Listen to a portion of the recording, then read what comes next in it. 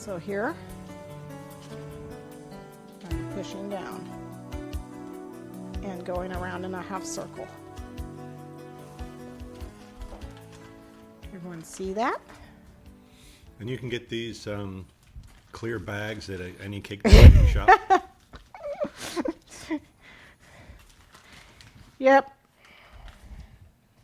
Okay, so you can These make would be a rose bunch petal of these. making bags. Yep, special rose petal. Yes. If not, you can just ask me and I'll double the price and send them That's to you. right. Right. You even I'm put surprised Ziploc they on haven't it. done that I yet. know. Okay, so once you've got the first one on, then you want to put 2 on. Watch the height and make sure they're the same height. Just the same height as that centerpiece, just about. And then you're going to wrap 1, and then the opposite side makes kind of like a little plane propeller here. Okay? And then you want to continue wrapping the other petal. And then you can pinch these bottoms. You can see it's getting a little soft. Pinch the bottom. Okay? Quick question. Yeah? What is your favorite brand of chocolate disc? You know, for me, it doesn't really matter. I've used Merkin's, Guittard. I've even used the most common brand at Michael's if you have to. But the Merkin's and Guittard are the 2 I use the most, probably. Okay. You can tell I'm really careful about this. Seriously? Every rose is different. Every rose is different, yeah. So I really don't care. It's like every rose maker is different. Okay, so you see the 2, and then now we're going to do 3 on this next row.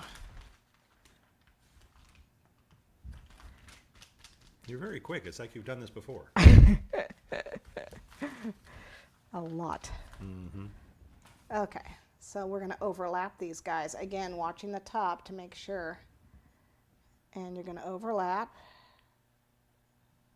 overlap, and the last one comes in here, and it actually gets tucked in there, except I made this kind of, okay.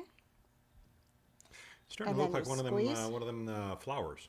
Yeah, and then you want to take these guys and start to pull them back. Ooh, pretty. Yep. Pretty. Okay, and then squeeze that base, and you can actually eventually cut that off. Okay, and then you're going to do 5 and then 7 or whatever floats your boat. Okay, everyone okay with that? Mm-hmm. And when it starts to get gooey, just let it rest. If you have to, you can put it in the fridge. Okay. And that just makes a bud. That's the bud. So if you continue on, then you make a full rose. I do a 5 or 7 to make a full rose. All right. Excellent.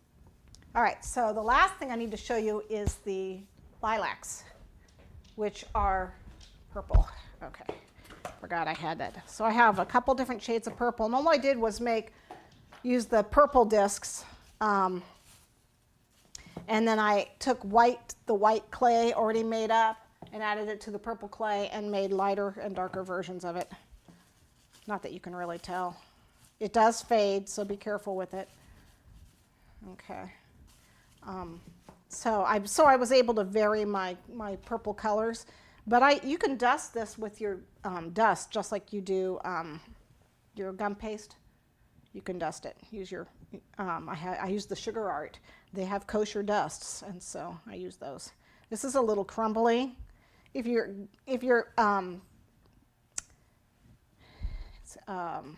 candy clay is crumbly, it means you overmixed it when you were initially making it.